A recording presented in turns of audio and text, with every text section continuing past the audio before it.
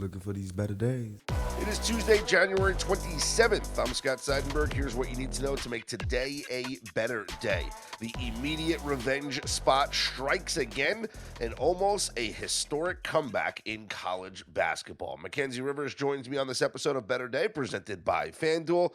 And Mackenzie, let's start with what we saw last night in the NBA. The immediate revenge spot strikes again as the Minnesota Timberwolves dominate the Golden State Warriors 108-83, a day after the Timberwolves lost to the Warriors 111-85.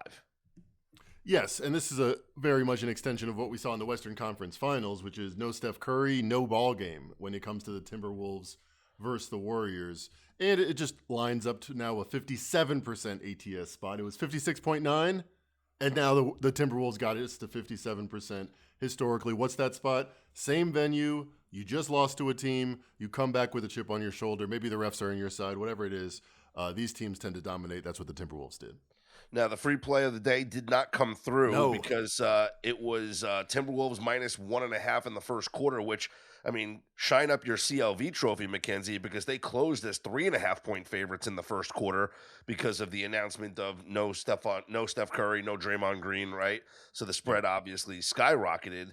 But the Timberwolves did win the first quarter, 21-20 over the Warriors. They just didn't cover the line. And I was kicking myself for not betting minus 160 on the first quarter instead of laying the 1.5 earlier in the morning. 2 for 10 from 3. 3 for 6 from the free throw line. I kind of feel like I'm snake bit at the moment with my first quarter bets, but we move on. We move on is right. Elsewhere yesterday, good call by you on the first quarter, though, of the Hornets, who blew out the 76ers yesterday, 130-93. Both games that were early start times flew over the totals. But the Hornets, you mentioned the young legs. They don't care about the start times or whatever. Like, they got out to a fast start, 28-22 over the Sixers in the first quarter, and then dominated the rest of the day. They were up by 50 to start the fourth quarter. I hadn't seen that in a Hornets game in quite a long time. One takeaway we can take away from both early start times is the Hawks and the Hornets both won, both covered, both flew over their team total. Both within the last week had played in early start time. In the Hornets case, they had played 2 early start times. So that's something to keep in mind.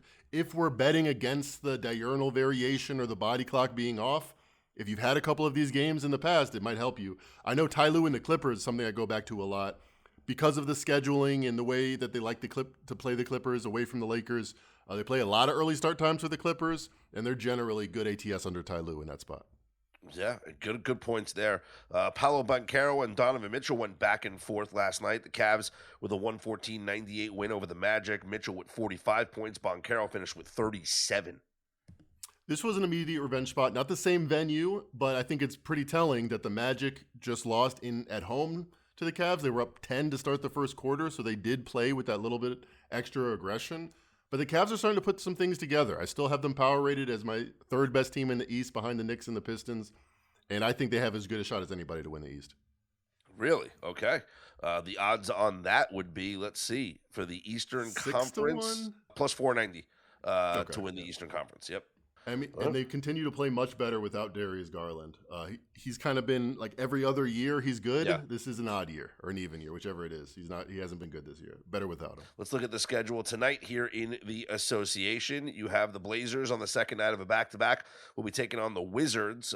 Portland 7.5-point road favorites in Washington. The Kings are at the Knicks. New York 13.5-point home favorites. Bucks visit the Sixers. So Philadelphia on that second night of a back-to-back after the day game yesterday, I guess. 10-point favorites. Philly is over Milwaukee at home. What do you think about this game, Mackenzie? Two teams moving in opposite directions. One, Embiid for the Sixers has gotten literally better every game. I know they lost to the Knicks, but he had one of his better games, 28 points in the first half. Every month of the season, he's gotten better, stronger, and I think the Sixers' prospects have gone up, and the players around him feel like, hey, maybe we can do something. Now take that story, and every single word I said could be said the opposite of the Milwaukee Bucks. Giannis has played worse and worse. He's gone under his totals, and he's gotten less healthy. Now injured for a second time as the trade deadline approaches. I think Doc Rivers is ready to go back to golfing. I think the love affair everyone's had with Ryan Rollins, the 100th best player in the NBA. I think that's evaporated.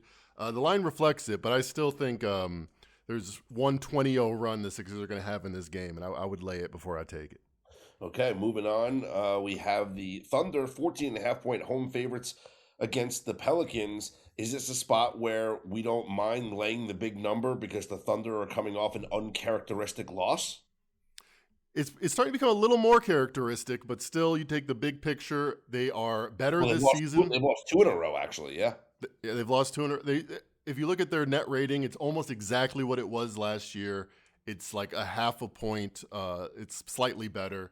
So I still think they are the Thunder. And I think coming off a loss at home where they've been close to 65% ATS the last 2 years, maybe Pelicans first quarter. They've had a great first quarter run. And then the Thunder at some point again, another 20-0 run for them. Yeah, interesting. Suns, 8.5-point home favorites against the Nets. You got the Nuggets hosting the Pistons. Detroit, 6-point road favorites in Denver. Do you want to lay it or do you want to take it? The Pistons are a very interesting animal. I think some teams, like we saw against the Kings, they can dominate when there's just not that many things that they have to worry about defensively. JB Bickerstaff and crew can kind of pincer down on them. I think that's what we have here with the beat-up Nuggets team. I think Jamal Murray gets taken out. I like the road favorite.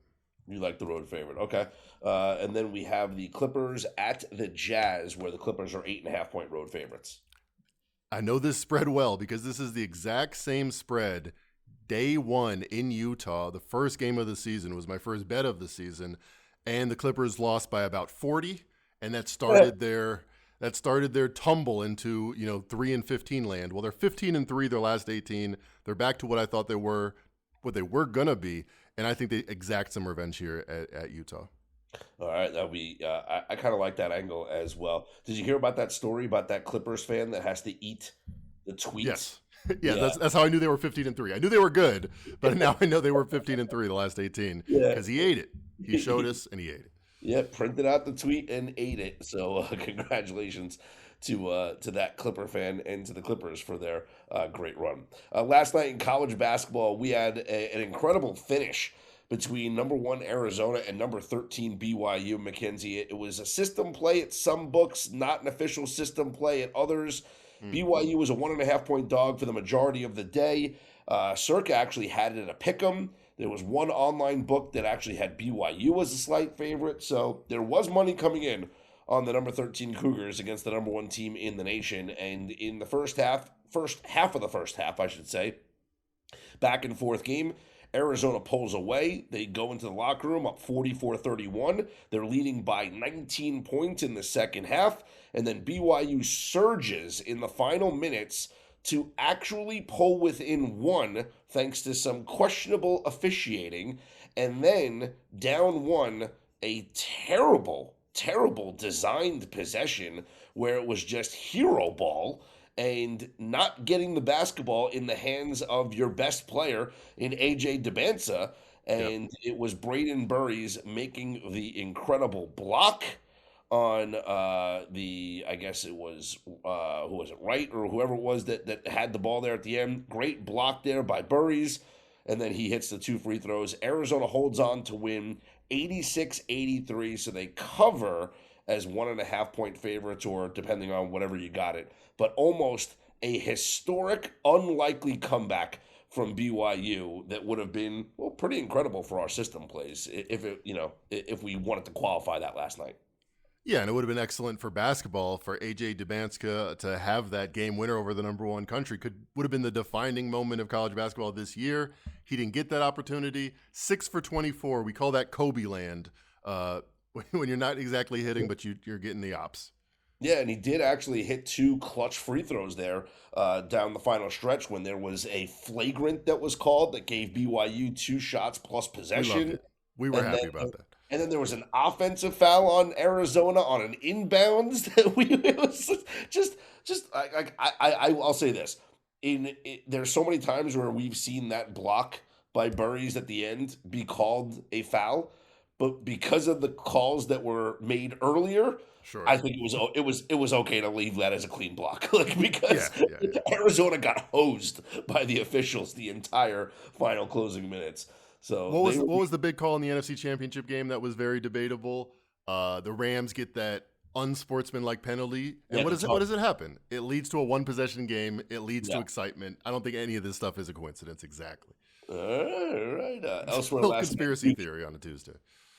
Duke blows out Louisville 83-52. So the number 4 Duke Blue Devils improved to, what are they, like 19-1 now on the season. Arizona remains undefeated. And tonight we have more top 25 teams in action, but no system plays on the schedule for tonight. They're all favored. And we have a great game though in the Big Ten. Number 3 Michigan hosting number 5 Nebraska, but Michigan's a 10.5 point favorite. So yeah, it's number 3 against number 5. Yeah, Nebraska's undefeated at 20-0.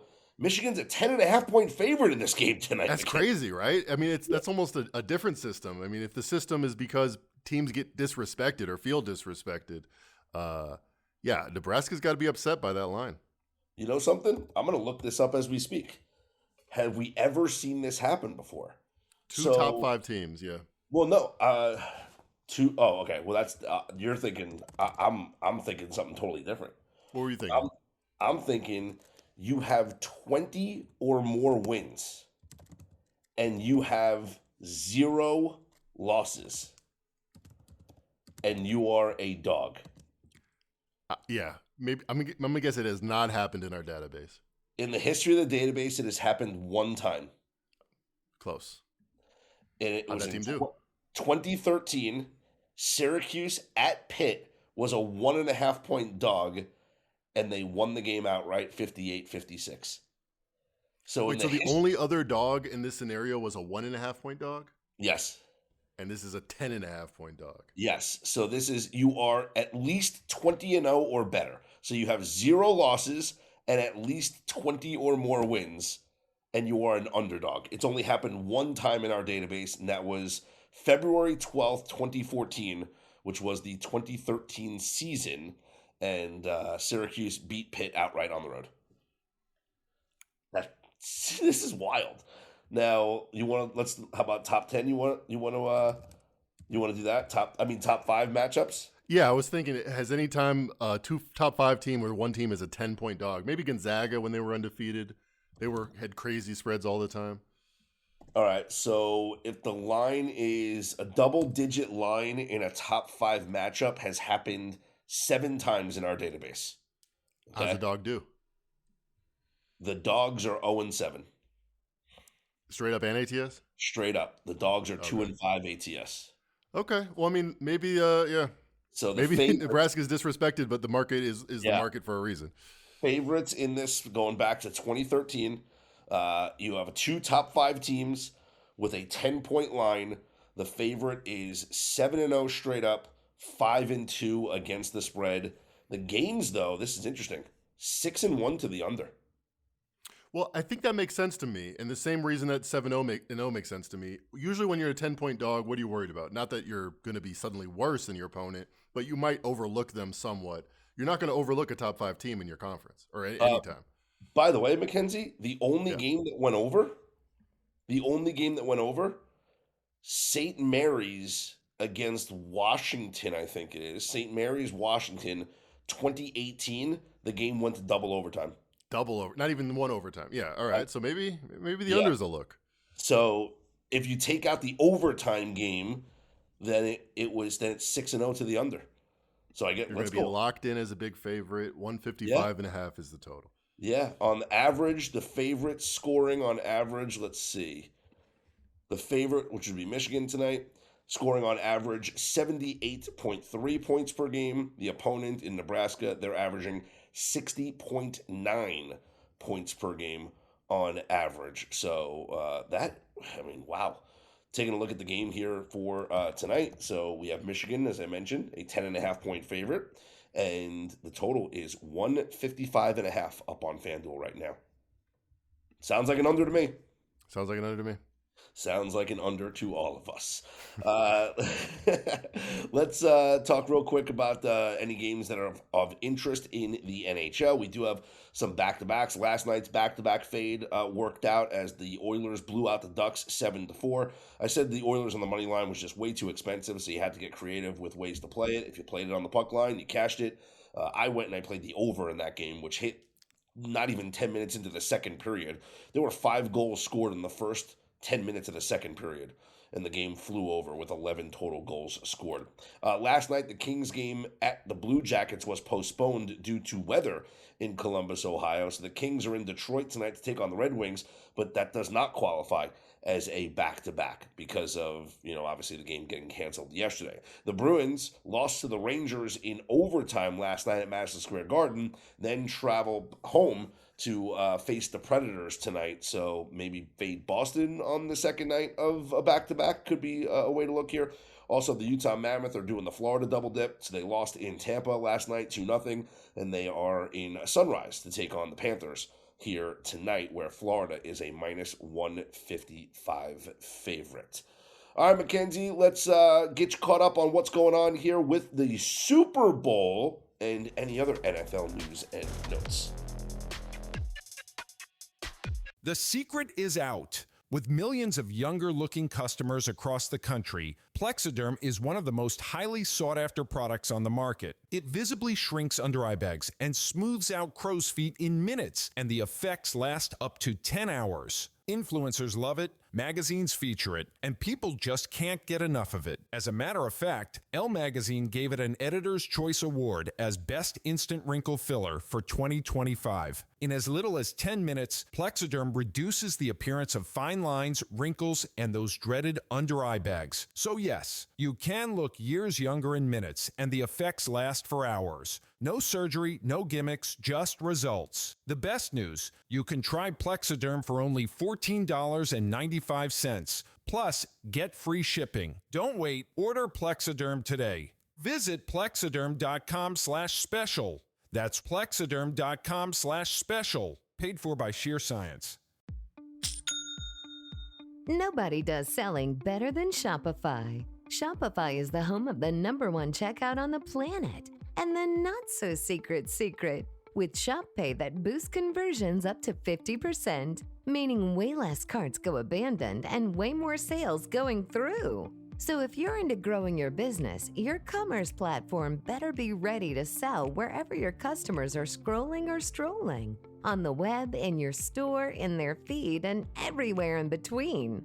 Businesses that sell more, sell on Shopify. Upgrade your business and get the same checkout that Skims uses. Sign up for your $1 per month trial period for 3 months at shopify.com/Westwood1, all lowercase. Go to shopify.com/Westwood1 to upgrade your selling today. Shopify.com/Westwood1.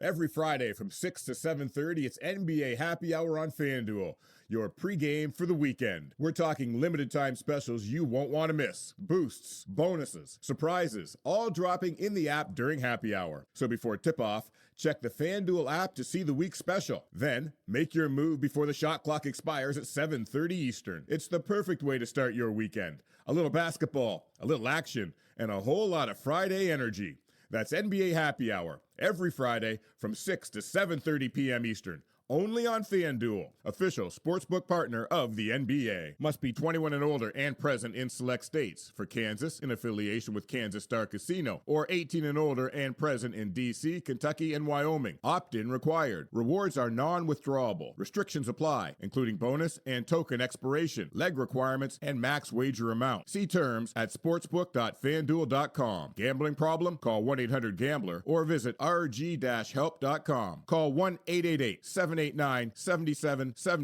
or visit ccp.org/chat in Connecticut or visit mdgamblinghelp.org in Maryland. Hope is here. Visit gamblinghelplinema.org or call 800-327-5050 for 24/7 support in Massachusetts or call 1-877-8-HOPE-NY or text HOPE-NY in New York. No movement on the odds for the Super Bowl up on FanDuel. The Patriots and the Seahawks still holding at a 4.5-point spread. Seattle favored by 4.5. Total is 45.5. Mackenzie, do you think it's just too early? We've already seen the moves from the opener, and then we'll see more moves next week, you think? The total moved down a little bit, which surprises me. It feels like the public is usually going to be on the over, so maybe late over money. If you like the over, maybe it's time to get it now. The spread, it's not like any half-point move is going to be a huge difference in your chance to win. If it's 5, if it's 4, that's why Bill Simmons calls it the Vegas zone. It's kind of a dead number at 4.5. Yeah. Here's an interesting tweet. I wanted to just get this information out there because I always think it's fascinating. Jeff Benson, who is obviously, sportsbook manager and whatnot. Head of bossness. Yeah, head of just being awesome.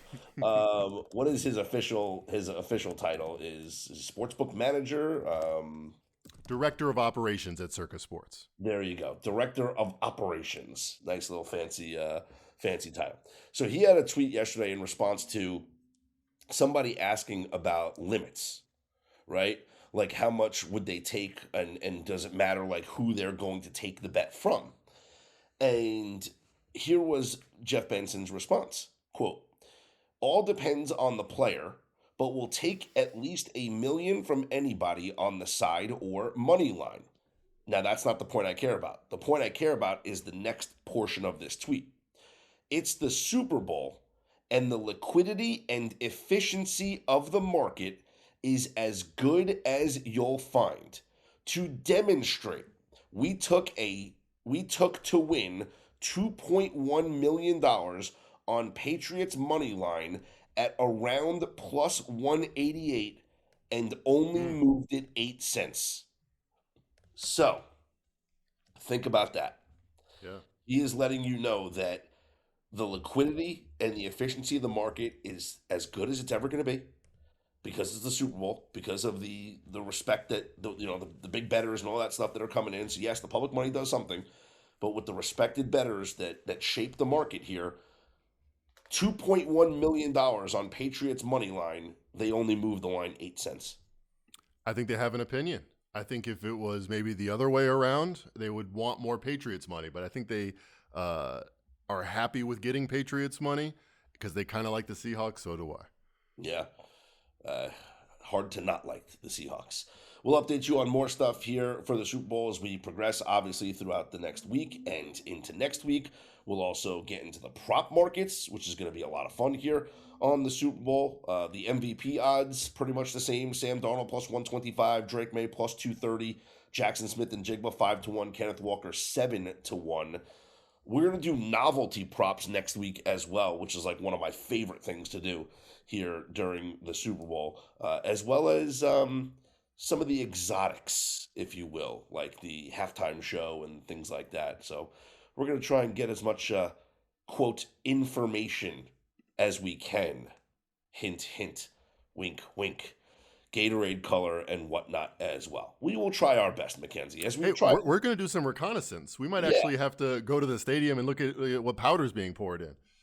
Should we do that? Like, we're going to be there next week. Should we like take a trip to the practice facilities? Yeah. Let me see if I can hook that up. Interesting story in the NFL yesterday, as Shador Sanders was named to the Pro Bowl games to replace Drake May on the roster.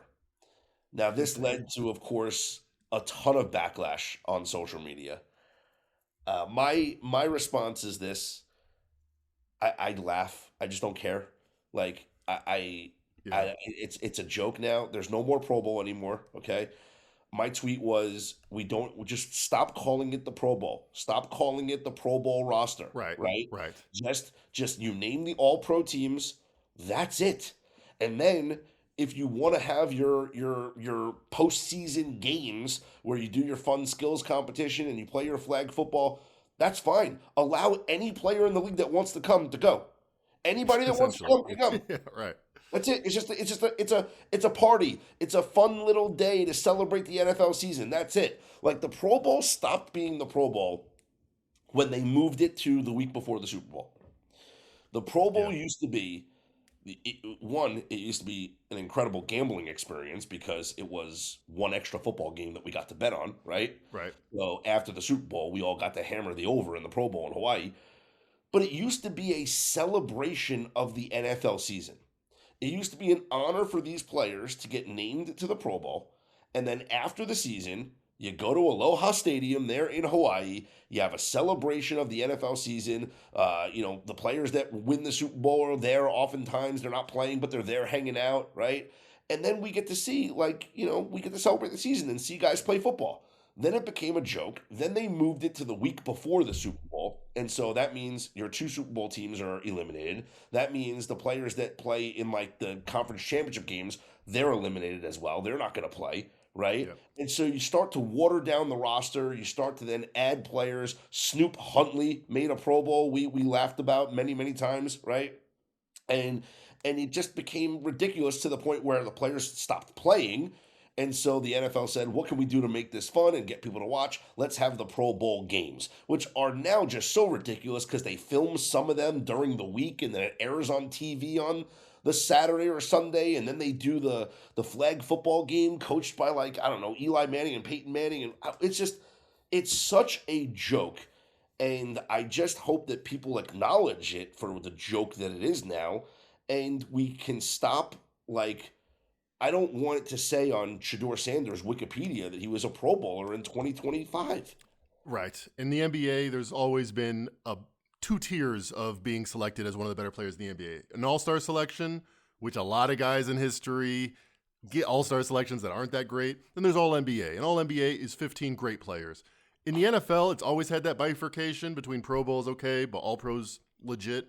Now it's a titanically wide gap between Pro Bowlers, including Snoop Huntley, a backup, Shedeur Sanders, who started this season as a 3rd stringer. It makes it completely irrelevant. The gold standard is baseball's All-Star game because every at-bat matters. It's a one-on-one matchup between 2 of the best players, and you feel that. I'm not sure what the other sports do, but they have not figured it out. No, and it's just so dumb now because it used to be relevant. It used to be a thing where we would say under a player's resume, he was an 11-time Pro Bowler. And you're like, wow, that's amazing. 11 seasons, one of the best. Yeah, that's amazing. Now it's no one cares. And I didn't even bother. I saw people arguing on Twitter who else should have made it instead of Shedeur Sanders. Anybody. I didn't bother with that argument because I don't care. Because you know what probably happened? They probably called Trevor Lawrence, and Lawrence said no. They probably called other guys, and they said no. Mac Jones would have been an interesting selection. I think he played more games. I think he played better than Shedeur Sanders this year. Yes, I think he did statistically. Yeah. Played 8 games, yeah. Yeah, and then so they called Shedeur and they said, hey, you want to go play flag football? And he was like, yeah, cool, I'll play flag football. So congratulations, he is a Pro Bowler, but he's not a Pro Bowler. He is playing in the Pro Bowl games, but he is not a Pro Bowler. # He's not box office. He'll sell tickets. All right, that'll wrap up the pod as I continue to recover from the sinus infection. So hopefully the congestion goes away and we're at full strength for the rest of this week, but more importantly for next week as we gear up for the Super Bowl. I want to thank you guys for tuning in. I want to thank you all for being Better Day Insider and Premium members. If you haven't done so already, click on the link on our main page on our homepage to find out how you can become a Better Day Insider or Premium member and have full access to all the tools and analysis that we have on the website. The NBA Game Center is awesome, as well as the NBA first quarter, first half database, the NHL first period database with the NHL Game Center as well. All the tools there, the free calculators, and of course our live scores and odds page is available for free as well. Sign up for the free newsletter. You'll get it emailed to your inbox every single morning, and the free play of the day is always on our homepage at betterday.com.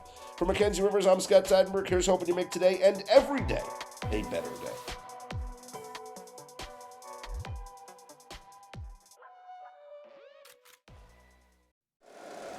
If you like the show, please take a moment to rate, review, and subscribe. It really does help the show to grow.